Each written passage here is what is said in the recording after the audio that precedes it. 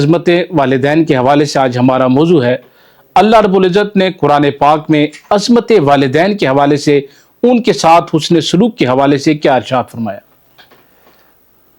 الحمدللہ وحدہ والصلاة والسلام علی من لا نبی بعدہ، اما بعد فاعوذ باللہ من الشیطان الرجیم، بسم اللہ الرحمن الرحیم، صلی اللہ تعالی علی محمد صلی اللہ علیہ وآلہ وسلم۔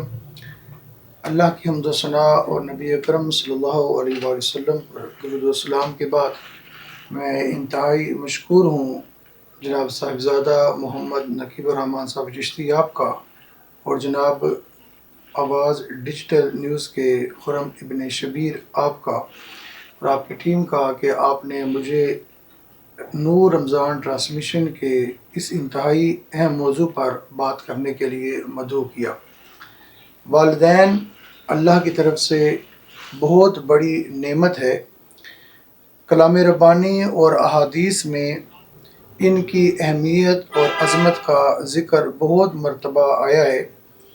کلام ربانی میں اللہ رب العزت نے پہلے پارے سورہ بقرہ کی آیت نمبر 83 میں ارشاد فرمایا، وَإِذْ أَخَذْنَا مِيثَاقَ بَنِي إِسْرَائِيلَ لَا تَعْبُدُونَ إِلَّا اللَّهَ وَبِالْوَالِدَيْنِ إِحْسَانًا۔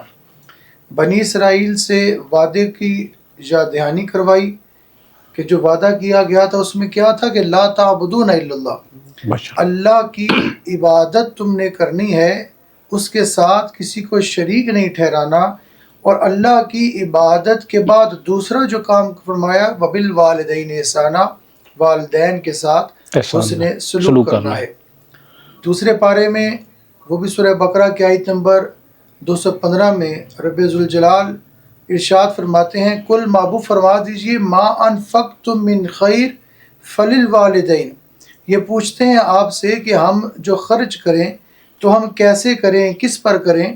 تو اس میں جو خرچ کرنے کے جو دیگر ذرائع بتائے گئے کن پر خرچ کرنا ہے، اس میں پہلا جو حق بتایا فرمایا فللوالدین، وہ والدین ہیں جن پر آپ نے اپنا مال خرچ کرنا ہے۔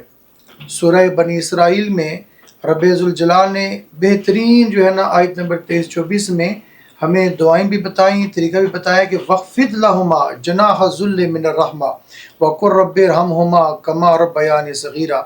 اپنے بازو، رحمت کے بازو ان کے لیے بچھا دیجئے، جھک جائیے ان کے لیے، اور پھر دعا کی ترغیب بھی دی اور الفاظ بھی دیے کہ کل محبوب فرما دیجئے کیا رب ارحمہما کما ربیانی صغیرا، اے اللہ ہمارے ماں باپ پر اسی طرح رحم فرمائیے جس طرح انہوں نے بچپن میں ہمیں پالا ہے۔ سورہ لقمان کو دیکھیے، سورہ لقمان کے اندر جو ہے رب ذوالجلال ارشاد فرماتے وَوَصَّيْنَا الْإِنسَانَ بِوَالِدَيْهِ إِحْسَانًا حَمَلَتْهُ أُمُّهُ وَهْنًا عَلَىٰ وَهْنٍ وَفِصَالُهُ فِي عَامَيْنِ أَنِ اشْكُرْ لِي وَلِوَالِدَيْكَ۔ رب فرماتے ہیں میرا شکر ادا کرو اور میرے والدین کا بھی شکر ادا کرو۔